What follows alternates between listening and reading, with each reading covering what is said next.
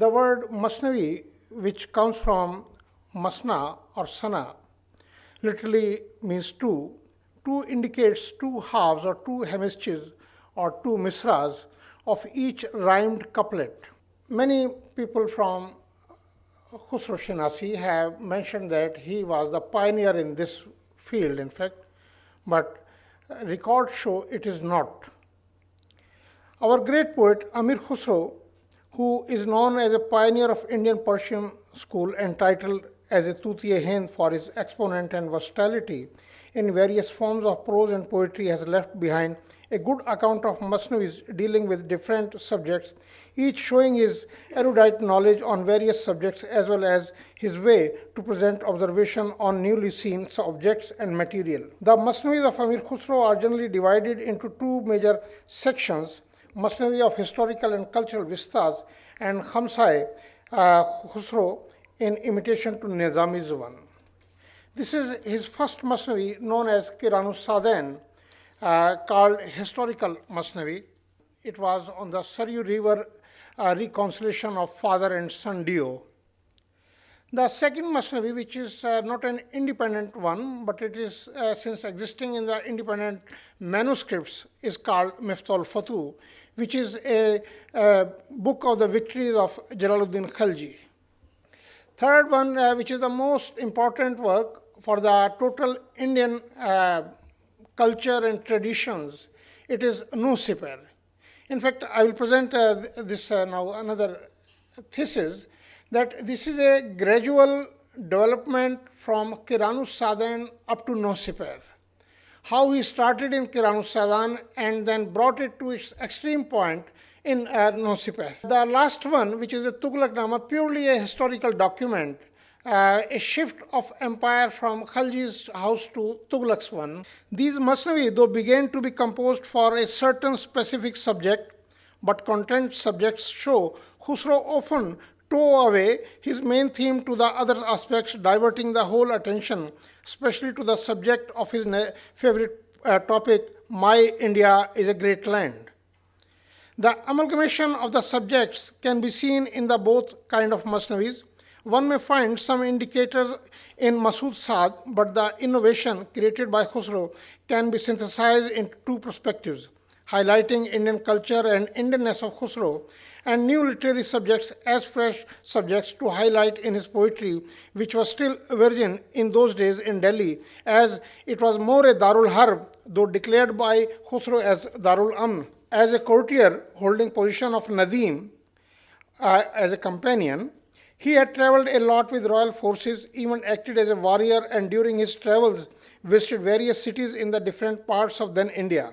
The colorful ambience existed in his Masnavis is his mastery over the subjects he acquired with the passage of time out of his own genius and unending passion for knowing more unhinderingly. Interestingly, the Masnavi Nusipar is always quoted as a source for Indological studies or the characteristics of Hindustan enumerated by Khusrau. Apart from the important passionate information focusing style in the said chapter, widely quoted by other various Khusrau Shinasan or Khusrau lovers in various monographs or books, the other chapter of Nusipar has some vital theoretical information on statecraft of politics. Usually this work, Nusipar, is quoted only for the elements of Indianness given by Khusrau. But if we go to 7th and 8th chapter, he provides as a counsels to the king the full chapter on the statecraft of politics. And this statecraft of politics has been designed with the two characters. One is the polo stick and other is the ball, Chogan and Gui. His Masnavis are the ample profile to unfold the statecraft and political thoughts of Delhi Sultanate also. The poet is usually found apprising the kings of their eminent and prime duties towards the state and subjects. In his opinion, the reason for kingship was maintenance of peace and dispensation of justice. The racial discrimination has been universal phenomena. This aspect may be gleaned into the upsurge of Malik Chhajju and Ghazi Malik, who later on became Sultan Ghiyasuddin Tughlaq, as described by the poet. A profile of the different segments may also be completed through sifting the detail provided by the poet. The analysis of the mentioned aspect reveal the pattern of obedience and obeisance and affiliation of the governing class change from dynasty to dynasty, depending on political situation and political alignment and personal preferences of ruler, and rarely the fear of central authority can be also gauged. But the most important fact that poet never claimed to be historian. This is an important comment he made himself. Regarding the relation of a description of detail pertaining to historical matter or then current events in Masnavis, there have been various opinions about the relativity and the authenticity. First, it is not correct to say that Amir Khusrau was the innovator poet who used the recent events of historical importance and the court activities in the genre of Masnavi. Within the structure of almost every Masnavi, especially the Masnavi entitled by the scholars of repute as the historical Masnavis, on a number of occasions one may find the sprinkling of ghazal or short stories, and these indicate that the poet always penned these as pieces of literature only. He even admitted that he always loved to compose a ghazal. The poet mentioned that ghazal in the popular form of Persian poetry in his period. As per his own statement in Nosiper, ghazal had become popular in his own time and singer used to sing his ghazals. But the epilogue of Nosiper, like the epilogue of other Masnavis, where he criticized the other poets whose number had grown, according to Amir Khusrau, like self-growth of mushrooms. If we compile the data from the Masnavis of Amir Khusrau, like 19th century European linguists, we can draw a map of linguistic arena of the whole India from Masnavis of Amir Khusrau himself. His assimilation of Hindi words and phrases led linguists to augur his works to crave the evolution, development, and the history of the said languages. But analysis requires some cautions, as he sometimes used nomenclature for different purposes. I will mention in some works the word Hindi used by Amir Khusrau for Sanskrit has been considered as a word for Hindi language. I give two examples, like he mentioned comparing Arabic with the word Hindi and saying that this language is superior to all those languages which are spoken in Ray and Rome. Ray is a place where now Tehran exists, and still there is a small village in the southern part of it, and it was the capital for long. And Rome is the Anatolian Rome of the Turkey, in fact. And Khusrau says, "Az Arabi karde hame kas sharfi, wa ahle Arabna na dar tarfi, digar ghalibe zabanha dar Rome."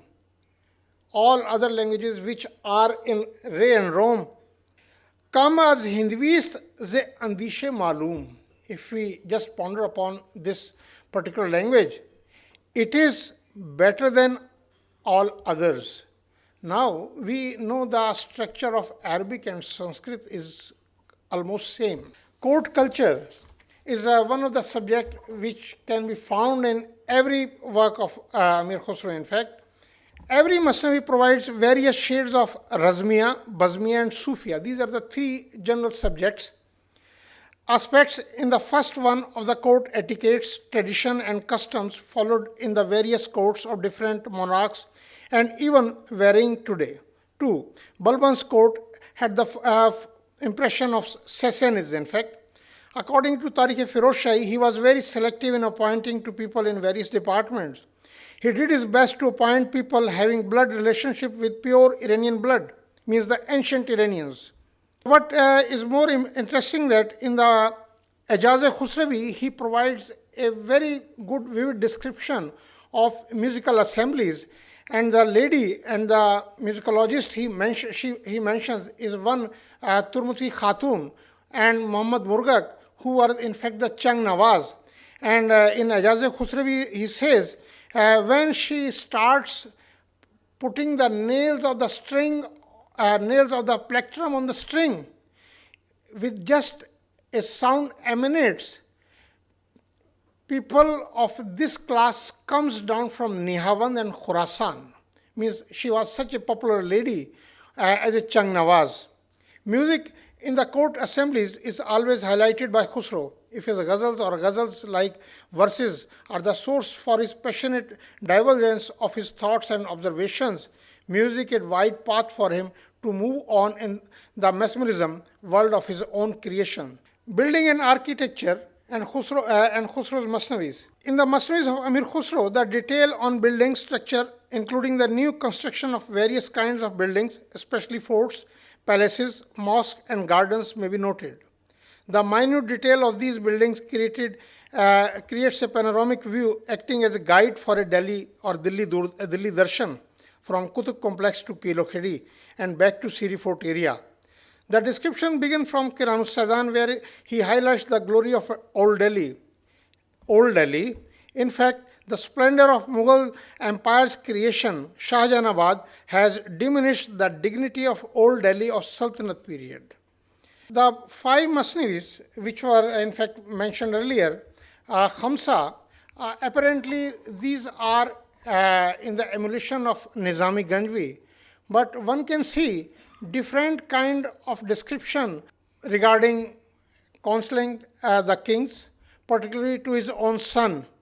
And likewise in Hashbaish, different kind of stories which are some way varying from the Nizami Ganjvis also are put up in this one. Khamsa, in basically, Amir Khusrau started a new pattern of emulating the great poets. It is very interesting. Firdausi took up the unfinished work of Daqiqi and produced Shahnama. And no one later on came up to emulate Firdausi's Shahnama. But Khusrau started emulating this Khamsa or the 5 Masnavi, and number of poets from Faizi to and many others in the introduction of Matla'ul Anwar published one, around 21 leading Persian poets have been enumerated who compile the same kind of a 5 or 3 or 2 Masnavis. I mean, this kind of a impact Khusrau started. Nizami wouldn't have thought that a poet in later period will come up and popularize him. Had Khusrau not emulated Khamsa, people would not have known, in fact, Nizami.